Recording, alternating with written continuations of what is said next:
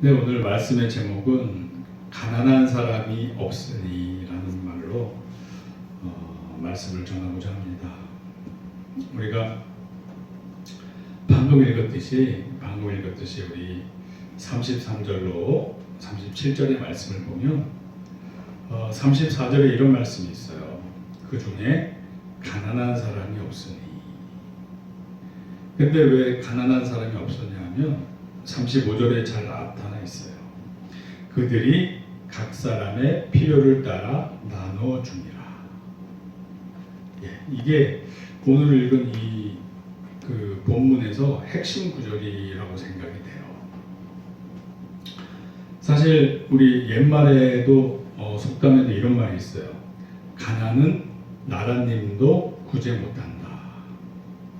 가난은 나라님도 구제 못한다. 그러니까 아무리 뛰어난 정치인, 아무리 뛰어난 통치자가 있어도 항상 빈부의 격차는 있을 수밖에 없고, 사람 사는 곳에는. 그리고 그 중에서도 가난한 사람이 있어요. 여기서 가난하다고 하는 것은 아마도 스스로 생계가 좀 어려운 사람들, 힘든 사람이라는 생각이 들어요. 그러니까 좀 우리 평등하게 살아보자. 우리가 인간이고 이성이 있고 만물의 영장인데, 그러니까 이제 유물론자 입장에서 우리가 이렇게 살아서 되겠냐? 우리가 좀 지상의 낙원을, 유토피아를 한번 만들어보자. 평등하게, 우리 공평하게 욕심내지 말고 다 같이 인간답게 잘 살아보자. 이런 취지로 만든 시스템이 있어요. 그게 사회주의가 좀 더 발전되면 공산주의까지 이렇게 나가게 되는데, 그들의 이론은 그래요. 결국 공산주의 사회가 갈 수밖에 없다. 왜냐하면 자본주의는 부패하고 타락하게 되기 때문에, 이제 이런 주장인데, 제가 봤을 때 그래요. 우리 지금 성경 우리 읽은 이 구절에서는 그 중에 가난한 사람이 없었다고 그래요. 왜냐하면 자발적으로 집이나 밭이 있는 사람들이 그것을 팔아다가 사도들 앞에 갖다 주면 사도들이 각 사람의 필요를 따라 나누어줬기 때문에 가난한 사람이 없었다고 해요. 그러니까 제가 봤을 때 인류 역사상 정말 이런 가난이 없어지고 모두 필요에 따라 이렇게 공평하게 나눠서 썼던 시기와 시점은, 공간은 아마 이 부분이 유일하지 않을까 싶어요. 이 부분이. 왜냐하면 방금도 얘기했지만 하나님을 믿지 않는 유물론자들이 인간으로서 이성을 가진 사람으로서 가장 합리적인 방법으로 펼쳐보고자 했던 그런 공산주의 사회는 결국 실패로 끝났잖아요. 가장 전형적인 모델, 가장 앞섰던 그 소비에트 연방도, 구소련도 결국 해체가 됐어요. 그리고 그 자본주의 사회와 경쟁하다가 이제 스스로 무너졌는데, 지금 이제 이런 공산주의 체제가 이제 몇 나라가 남아 있죠. 이제 중국이나 북한 같은 경우가 남아 있는데, 어떻게 보면 그 체제에서 상층부 기득권층이 그들이 처음에 주장했던 모토, 우리 모두 평등하게 살자 했지만 결국에는 불평등이 더 조장됐어요.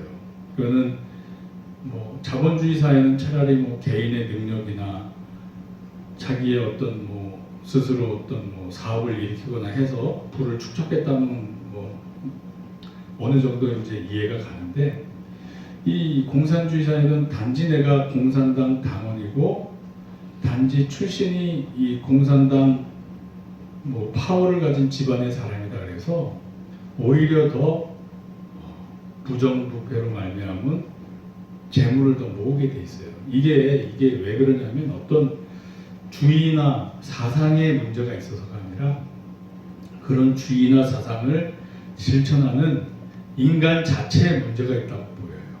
왜냐하면 교회들도 기원후 313년 이제 로마에서 기독교가 공인된 다음에 정말 뜨거울 때도 있고 타락할 때도 있고 하면서 그렇게 거의 1000년 넘게 쭉 내려왔어요. 이제 카톨릭 교회라는 이름으로 내려왔는데 계속 주기적으로 반복되는 게 교회가 부흥돼서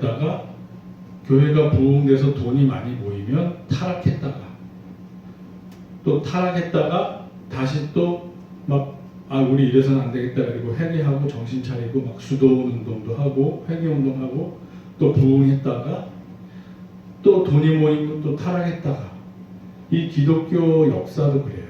그냥 100년, 200년 간격으로 타락했다 부흥했다 타락했다 부흥했다 계속 반복적으로 왔어요. 그게 뭐가 문제냐면 공산주의를 주장했던 사람들도 그 이론에 물론 문제가 있어요. 하지만 가장 근본적인 문제는 사람이 그만큼 타락하기 쉬운 존재라는 거예요. 그러니까 처음에 정말 뜨거운 가슴으로 우리 공평하게 잘 살자고 외치고 나아갔지만 막상 자기가 그 권한을 가지고 힘을 갖고 높은 위치에 올라가게 되면 사탄이 그랬던 것처럼 자신도 모르게 막 하나님의 위치에서 군림하면서 자신의 기득권을 스스로 지키려고 해요. 그래서 자기하고 친한 사람, 아는 사람은 세워주고 유익을 주고 그렇지 못한 공산당에 속하지 않은 사람들은 그냥 일만 열심히 하고 불평등하게 소득도 많이 못 얻고 그러니까 이렇게 돼서 지금 중국이나 북한 같은 경우에 보면 너무나도 계급을 없애자고 시작했던 운동이 오히려 너무 계급 사회가 고착화가 딱 됐어요. 너무나도 뚜렷하게 너무나도 이 자본주의 사회에서는 오히려 개인의 능력이 있고 그러면 이게 이 하루아침에 그냥 쭉 또 이제 위치가 위아래로 바뀔 수 있잖아요. 뭐 대학 중퇴하고서 뭐 컴퓨터 회사를 차렸는데 뭐 세계 굴지에 뭐 재벌이 됐다든가 막 이런 식으로 오히려 유동성이 있어요. 그런데 이 공산주의 사회는 특히 북한은 토대라고 그래서 이 부르주아 출신은 아예 그냥 사람 취급을 안 하고 좋은 직장도 안 주고 노예처럼 부리기만 하고 그 계급에서 벗어나지 못하게 딱 만들어 버렸어요.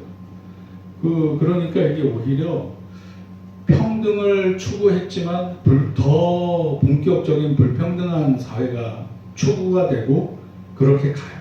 그게 왜 그러냐면 인간이 원래 타락한 본성에 자기중심적인 존재라 그래요. 그런데 딱 한 가지 해결책이 있어요. 우리가 예수님을 믿고 하나님의 영, 예수님의 영인 성령님으로 충만하게 되면 이 현실에서 이렇게 가난한 자가 없고 평등한 사회가 될 수 있는 유일한 해결책이 생기는 거예요. 왜냐하면 내 마음속에 하나님 아버지의 마음이 들어오게 되면 어렵고 힘든 사람을 보면 긍휼한 마음이 들고 돕고 싶은 마음이 생긴단 말이에요.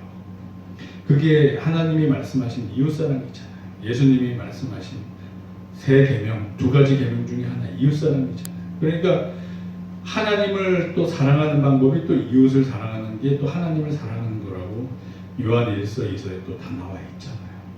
그래서 우리가 성령님으로 충만할 때 그때만이 유일하게 가난한 자가 없을 수 있게 돼요. 이 가난한 자는 그러니까 먹고 살기 힘든 사람, 필요를 채우지 못하는 사람을 뜻해요. 그러니까 뭐 상대적 빈곤 이런 개념보다는 사실상 절대적 빈곤에 좀 가까워요. 네. 그리고 이 교회에서 자유예요. 내가 내 재산을 땅이나 뭐 밭이 있는 사람은 의무적으로 다 바쳐야 된다 이런 게 아니라 자발적으로 내가 성령 충만해서 내가 기쁨으로 내 재산을 필요한 사람들과 나누자 했을 때 이렇게 나눠지는 거예요. 이거는 억지로 되는 게 아니에요. 그래서 이게 공산주의와 다른 거예요. 공산주의는 프롤레타리아 계층이 부르주아 계층을 혁명으로 뒤집어 엎어서 부르주아 계층의 재산을 강제로 뺏는 거잖아요. 자발적으로 이렇게 나누는 게 아니라 그 사람들을 죽이고 뺏는 거예요. 그러면 이게 그들은 유물론자니까 하나님을 두려워하지 않기 때문에 나와 생각이 다른 사람을 죽여도 돼요. 왜? 자기는 옳고 쟤네는 틀렸으니까. 그러나 하나님을 아는 우리는 절대 그럴 수가 없어요. 왜? 생각이 다르다고 해서 함부로 죽일 수 없잖아요. 십계명에도 살인하지 말라. 너무나도 엄정한 하나님의 계명이 있잖아요. 서로 사랑해야 할 대상이지 나하고 생각이 다르다고 막 죽여야 될 대상은 절대 아니란 말이에요. 그래서 그런 데서 차이가 나타나요. 그런 데서 근원적인 차이가 나타나요. 그래서 오늘 읽은 이 본문에 이 각 사람의 필요에 따라 나누어 줌이라. 그러니까 이렇게 할 수 있는 사람은 유일하게 누구? 성령님으로 충만한 사람. 여기서는 사도들이래잖아요. 12사도들이 그 역할을 했어요. 분배하는 역할을 했어요. 즉 성령님으로 충만한 사람은 자신의 유익을 구하지 않아요. 왜? 사랑이라고 화평 오래 참음 자비 양성 충성은유 절제의 열매를 맺잖아요. 그러면 사랑의 열매를 맺으면 사랑의 속성에는 고린도전서 13장에 보면 어떤 특성이 있어요? 오래 참는 것도 있고 뭐 무례히 행하지 않는 것도 있지만 자기의 유익을 구하지 않는다고 해요. 그러니까 즉 이런 재물을 관리함에 있어서 자기 걸 따로 챙기거나 그렇지 않는다는 거예요. 즉 부정부패를 행하지 않는다는 거예요. 돈을 분배하는 위치에 있는 사람이. 그리고 자기와 더 친한 사람을 더 챙겨주고 뭐 막 이러지 않는다는 거예요. 단지 필요에 따라 우리 자녀가 등록금이 필요해요. 그러면 그 필요한 등록금만큼 분배해주고 뭐 우리가 뭐 어디 성지순례를 가는데 차 여비가 필요해요. 그럼 뭐 그 정도 필요한 여비 뭐 이런 식으로. 그러니까 이 오순절 성령님 강림이 있을 때 당시의 배경이 어떤 거였냐면 오순절이 이스라엘의 절기란 말이에요. 그러면 이 전 세계에 흩어져 있던 이스라엘 백성들이 막 모여서 절기를 지내러 와요. 그러면 절기를 지내러 왔다가 여기 이제 오순절 성령님 강림을 목도하고 막 은혜 받고 그러다 보면 여비가 떨어질 수가 있단 말이에요. 네.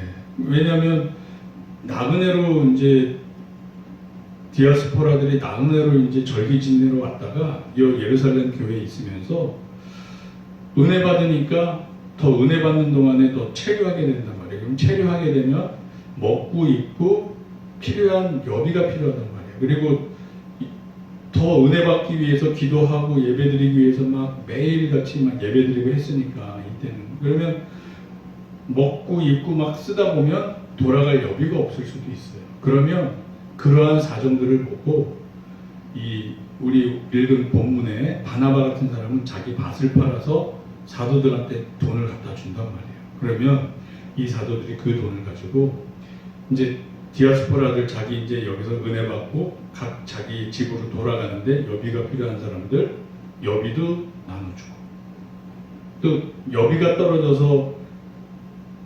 굶을 수 있는 사람이 있으면 밥도 먹여주고 이런데 돈을 공평하게 나눠 쓴 거예요. 그래서 가난한 사람이 없더라 이런 말이 나오는 거예요. 그래서 우리 저와 신명교회 모든 지체님들은 항상 성령님으로 충만해서 하나님 사랑과 이웃 사랑을 하는 마음으로 서로 이렇게 돌아보고 또 필요를 채워주고 이랬으면 좋겠어요. 아멘. 할렐루야. 자, 근데 이제 공산주의 사회에서는 이렇게 성령 충만한 사도의 역할을 하는 사람들이 없어서 그래요. 왜? 그들은 성령 충만하지 못한 그냥 세상령에 충만한 인간이다 보니까 출발은 좋았지만 자기도 모르게 타락을 하는 거예요. 재물욕에 넘어지는 거예요. 그래서 부정부패하고 기득권을 더 갖고 유지하게 되는 거예요. 네. 그래서 저 중국만 해도 막 언론 통제하고 오히려 부정부패, 그러니까 서로 기득권 싸움하면서 상대방을 숙청할 때 그 대상은 항상 뭘로 잡아요? 부정부패로 잡아요. 자기도 부정부패 했지만 상대방을 잡는 방법은 부정부패예요. 왜냐하면 중국에 있는 공산당 기득권층은 모두가 다 잘 먹고 호의호식하고 잘 살아요. 부정부패하고 그러고 살고 있어요. 왜? 그 중에 하나님을 믿는 사람은 예외겠지만 그렇지 않은 사람들은 다 자기의 이 육신의 정욕 이거를 쫓아가게 되기 때문에요. 재물의 유혹에 다 빠져요. 인간이 누구나 다 그래요. 마찬가지라고 보여요.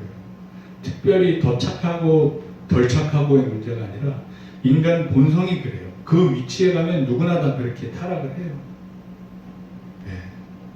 다만 한 가지 예외는 예수님을 믿고 이렇게 초대교회 같이 성령님으로 충만하게 되면 자기의 유익을 구하지 않고 공평하게 필요한 사람의 필요에 따라서 재물을 나눌 수 있게 된다. 그렇습니다. 그래서 이 사도들은 또 영적 분별력이 있어요. 우리 읽은 본문 다음에 보면 아나니아와 삽비라라는 이 성도들이 베드로를 속여요. 자기 재산 다 팔지 않았으면서 반만 팔았으면서 반 숨겨두고 반 가져와서 다 가져왔습니다. 막 이렇게 속인단 말이에요. 그러니까 베드로가 뭐라고 그러냐면, 야, 너 재산 너가 처분하는 거는 너 자유인데 왜 거짓말을 하냐? 너는 왜 성령님을 속이려 드냐? 그래서 그 말씀과 함께 그들이 죽어요.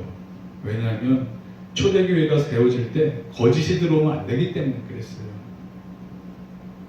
그러니까 이 사도들은 이런 영적 분별력도 있었어요. 그러니까 이 공평하게, 그러니까 필요하지도 않은데 나 필요하니까 돈 더 주세요 막 이런 게 통하지 않았던 거죠.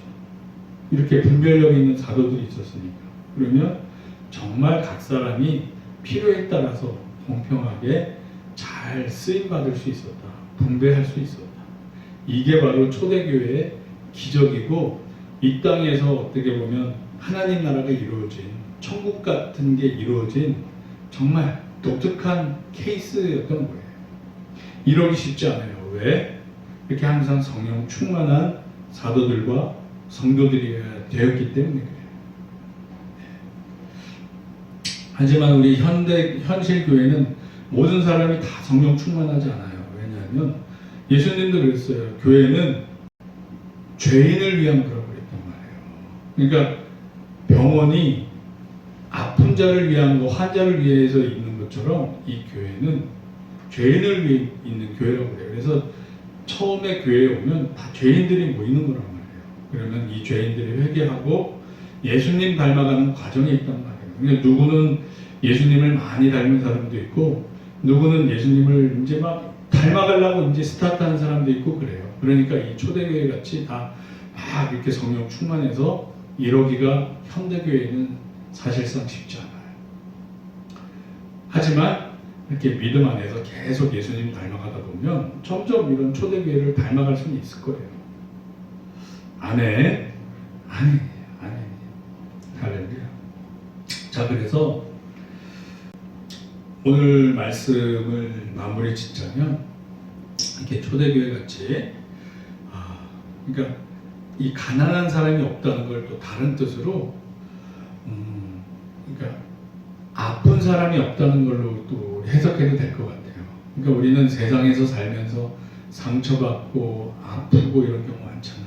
그러면 그 해결책은 뭐겠어요? 가장 좋은 유일한 해결책은 예수 그리스도의 사랑이란 말이에요. 그걸로 우리 세상에서 아프고 힘든 사람들, 죄인들이 회복되고 서로 또 만져주고 서로 회복시켜주고, 그죠? 그러면서 서로 예수님 닮아가고, 그리고 서로 이제 격려해 주는 거예요. 와, 너 어제보다 오늘은 더 예수님 모습 형상을 닮아가네. 그리고 막 칭찬해주고, 서로 칭찬받고, 세워주고, 또 사랑을 아비의 마음, 우리 예수님의 마음으로 서로 배려해주고, 세워주고, 사랑해주고.